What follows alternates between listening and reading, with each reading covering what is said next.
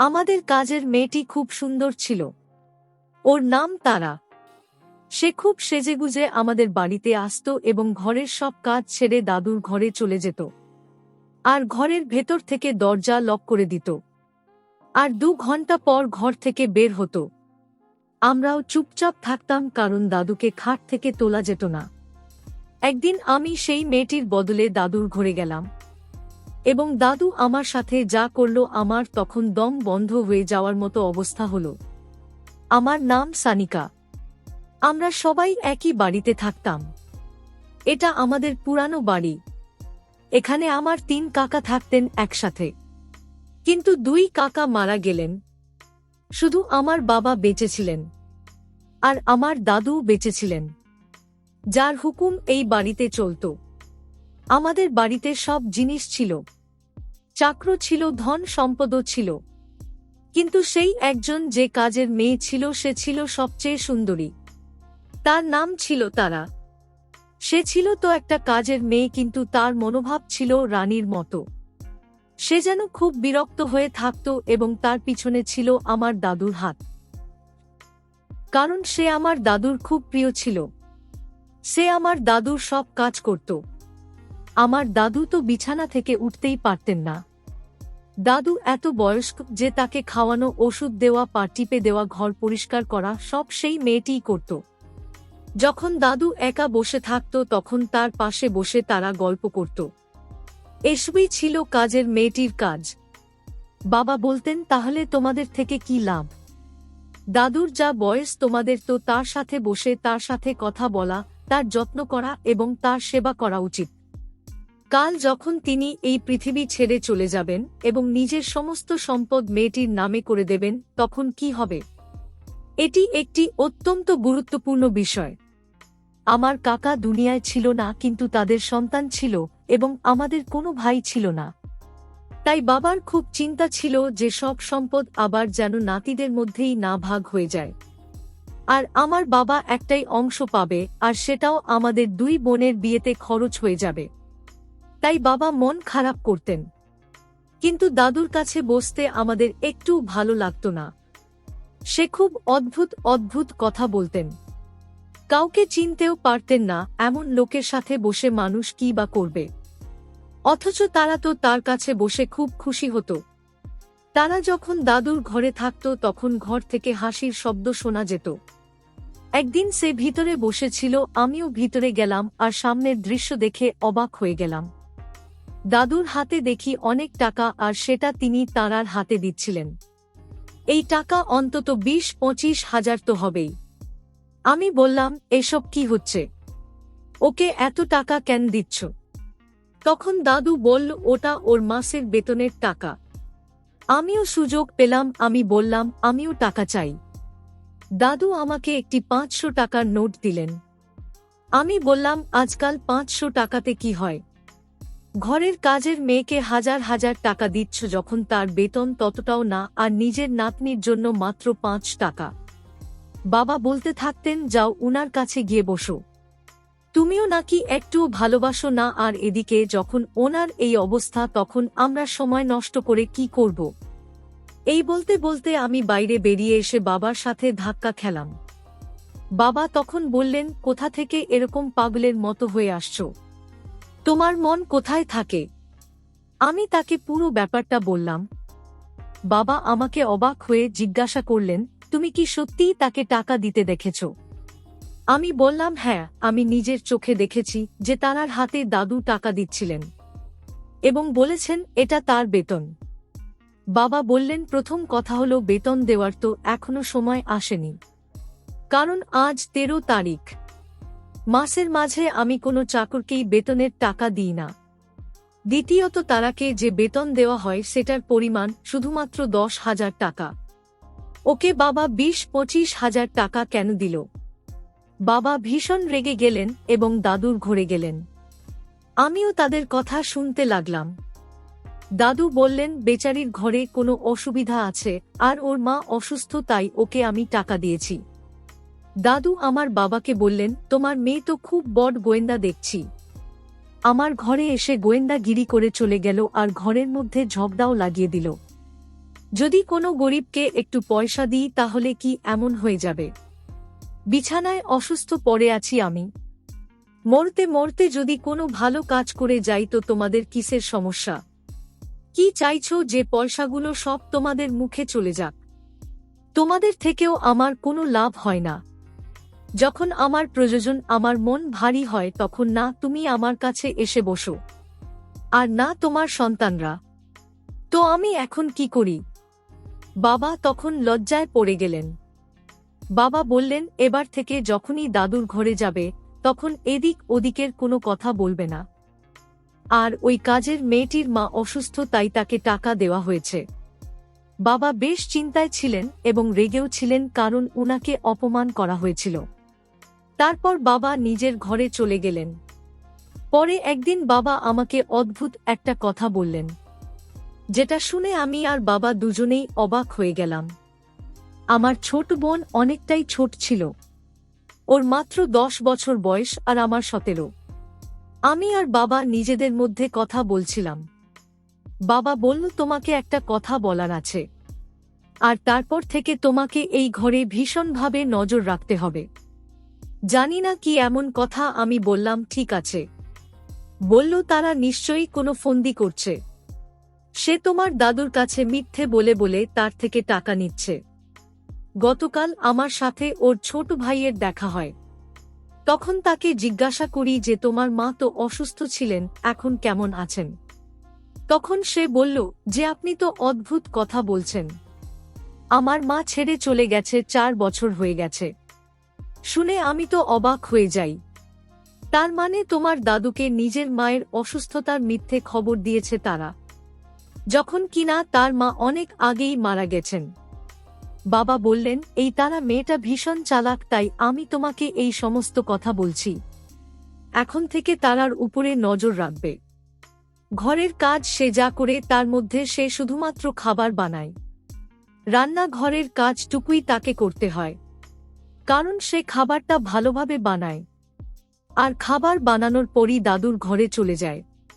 আমার ঘর থেকে হাসির আওয়াজ শোনা যাচ্ছিল। ভাবলাম আমিও তো একটু দেখি যে ব্যাপারটা আসলে কি, এত হাসির আওয়াজ আসছে কেন। দাদু আবার তাকে নোটের পর নোট দিয়ে যাচ্ছে না তো, আর সেগুলো সে নিচ্ছে না তো। দরজা খোলার চেষ্টা করলাম। দরজায় টোকা দেওয়ার আমার কোন দরকারই ছিল না, কারণ এটা আমার নিজের বাড়ি। এই বাড়ির মালিক আমি। কিন্তু যা দেখলাম, এটা দেখে আমার পায়ের তলার মাটি যেন সরে যাচ্ছিল। সেই দরজা ভিতর থেকে বন্ধ, তাই দরজা খুললই না। আর সে এতটাই হাসিতে মশগুল ছিল যে বুঝতেই পারল না যে আমি দরজায় টোকা মারছি। বাবাকে ফোন করলাম আর সবকিছু বললাম। বাবা নিজেও অবাক হয়ে গেলেন আর বললেন যে কি জানি এই বাড়িতে কি সব হচ্ছে। এরকম কিছু ঘটছে না তো, যার জন্য আমাদের বাড়িতে সবার উপর বিপদ আসতে পারে। তারা দিনের পর দিন আমাদের মাথার ভিতর ঢুকে যাচ্ছিল। ওর আদব কায়দা, ওর আচরণ, ঘরের মধ্যে মাথা উঁচু করে ঘুরে বেড়ানো, এমন কিছু রহস্য তো ছিলই যেটার সম্পর্কে আমাদের জানা ছিল না। ও এমন কিছু নিশ্চয়ই করছিল যে আর যেন ওর কোনো ভয়ই ছিল না, ও আমাদের কথাও শুনছিল না।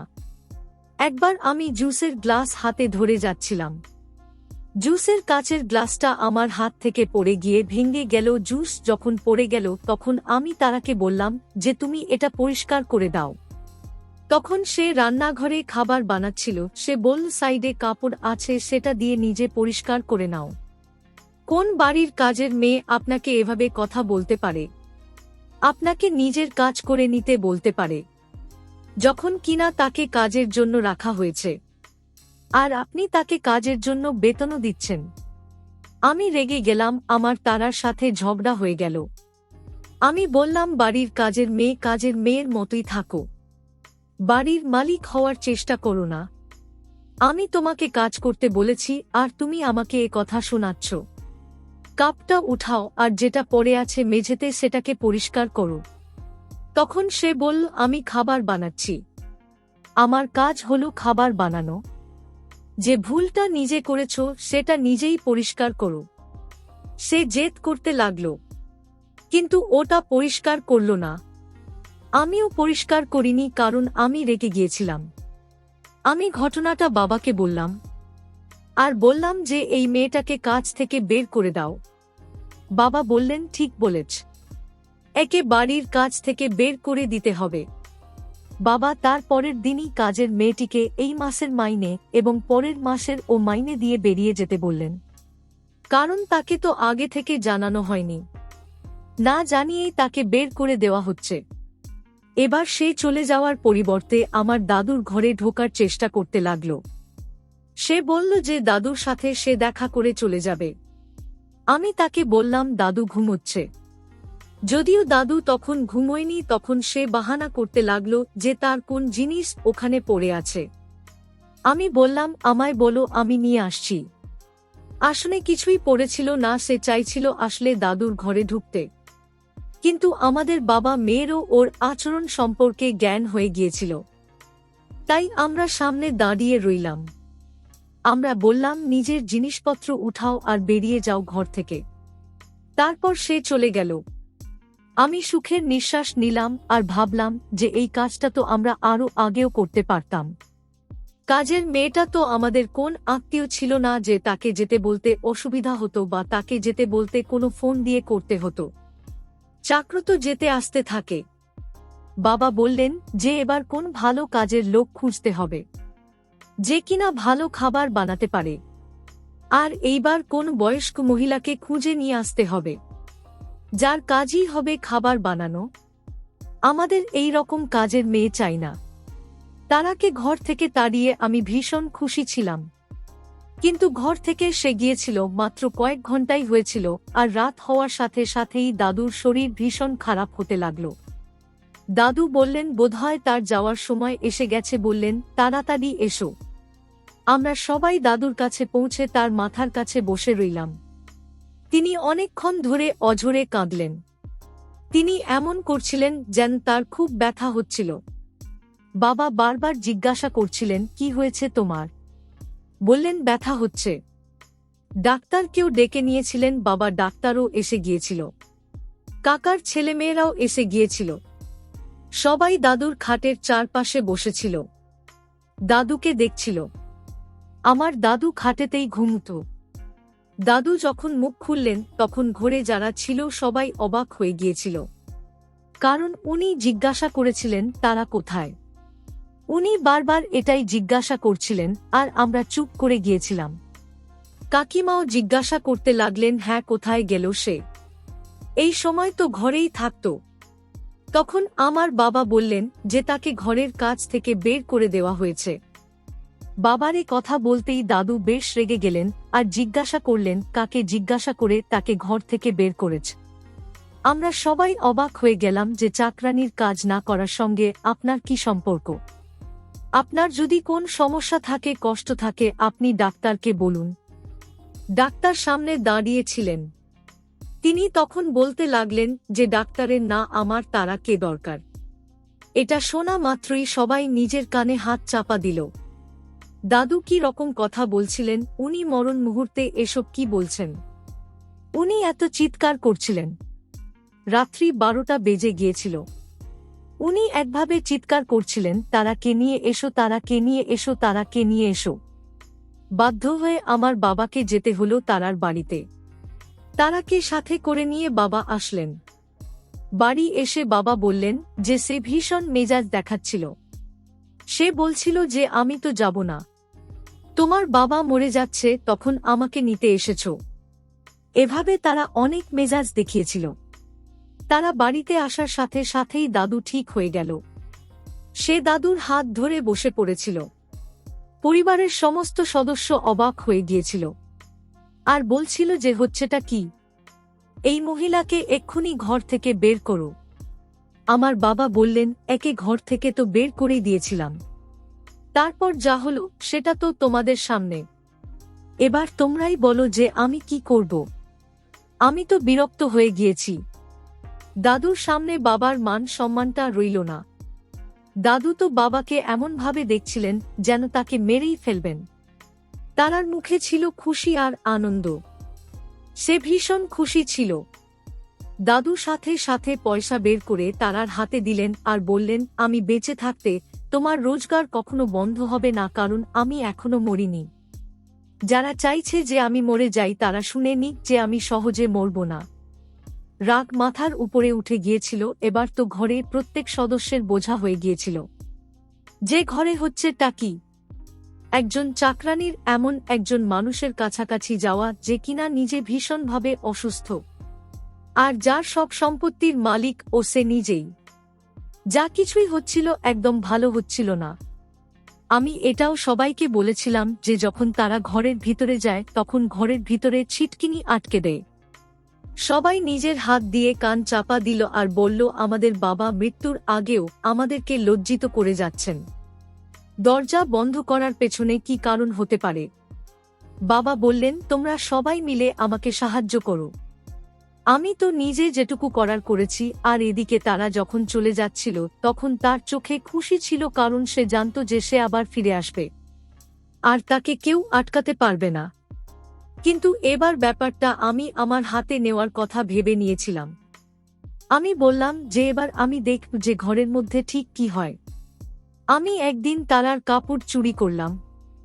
আমি কাউকেই বলিনি যে আমি আমার মাথার মধ্যে একটা প্ল্যান বানিয়েছি আর আমি সেটাই করব।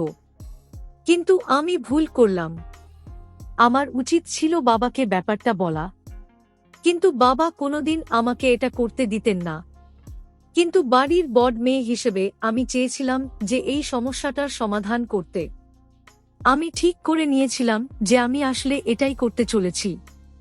একদিন তারা রান্নাঘরে দাঁড়িয়ে রান্না করছিল আর আমি আস্তে করে রান্নাঘরের দরজাটা বাইরে থেকে লক করলাম। আমি নিজেই তারার জামা কাপড় পরে দাদুর ঘরে ঢুকে গেলাম এবং ওড়না নিয়ে মাথাটা একটু ঢেকে রাখলাম। দাদুর ঘরে ঢুকতে দাদু আমাকে দেখে ভাবল যে আমি তারা। আমি ঘরে ঢুকে দরজাটাও বন্ধ করে দিয়েছিলাম। দাদু বললেন, আরে তুমি তো আজকে বউ সেজে এসেছ, কি হয়েছে? আমি শুধুমাত্র মাথা নাড়লাম। এখন দাদু বললেন, তুমি এখন তাহলে বউ? তুমি কি বউ হওয়ার প্র্যাকটিস করছো? আমি তখন গিয়ে তার খাটের কাছে বসে পড়লাম। আর তারপর যা হলো সেটা দেখে আমার প্রাণ বেরিয়ে যাচ্ছিল। দাদু আমাকে কাছে টেনে নিলেন। এরপর আমাকে তার দিকে টেনে তার বুকের সাথে মিশিয়ে নিলেন। যেই না তিনি চুমু খেতে যাবেন আমি দৌড়ে ঘরে থেকে বেরিয়ে আসলাম। এরপর আমি বুঝতে পারলাম যে এখানে কি চলে। এসব দেখে আমার বেশ লজ্জা লাগছিল। আজ বের হয়ে না আসলে কি দিয়ে কি হয়ে যেত কে জানে। আমি এসে রান্নাঘরের লক খুলে দিলাম। এরপর তারা দাদুর রুমে গেল। আমি বাইরে দিয়ে কান পাতলাম কথা শোনার জন্য। দাদু ওকে বললেন, কি হলো, দৌড়ে পালালে কেন? তারা দাদুর কথায় অবাক হয়ে বলল, আমি পালাবো কেন? আমি তো এখানে আসিই নেই। দাদু ও তারার কথায় অবাক হলেন, কিন্তু কেউ কিছু বুঝতে পারলেন না যে কি হলো। এরপর দাদু তারার সাথে এক অন্তরঙ্গ মুহূর্ত কাটালেন।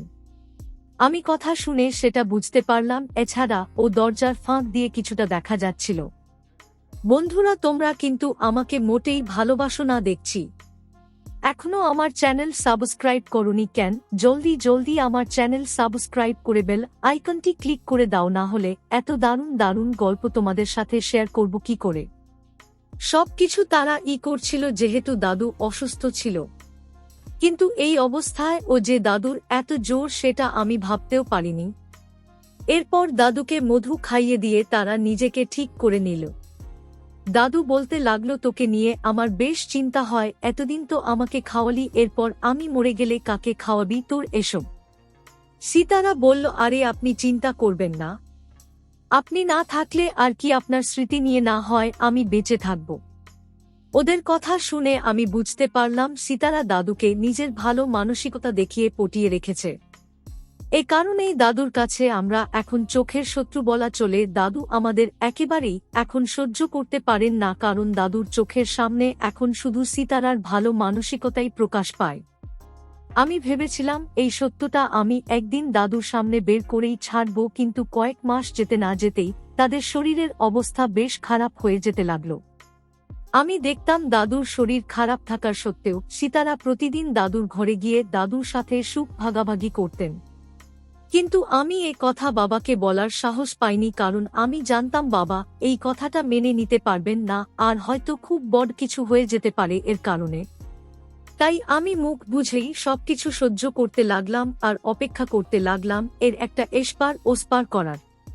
কিন্তু আমার এসব কিছু করার আগেই হঠাৎ করে দাদুর একদিন মৃত্যু হয়ে গেল, আর দাদু আমাদের সবার মাঝ থেকে চলে গেলেন। এরপর আমি ভাবলাম এবার হয়তো পরিস্থিতি স্বাভাবিক হতে পারবে, সীতারাকে এবার হয়তো আমরা সহজে শায়েস্তা করতে পারব। কিন্তু আমরা মনে মনে যা প্ল্যান করলাম তার কিছুই হলো না, কারণ দাদু তার মৃত্যুর আগে তার সব সম্পত্তি সীতারা নামে করে দিয়ে গিয়েছিলেন। আর এভাবেই দাদুর মৃত্যুর পর সীতারা আমাদের বাড়িটা দখল করে আমাদের উপর হুকুম চালিয়ে যেতে লাগলেন। তো বন্ধুরা, কেমন লাগলো আমার আজকের গল্পটি? ভিজে গেল নাকি তোমাদের? গল্পটি ভালো লেগে অবশ্যই লাইক করে দাও। আর এরকম শরীর গরম করা গল্প পেতে শেয়ার আর সাবস্ক্রাইব করে আমার পাশে থাকো।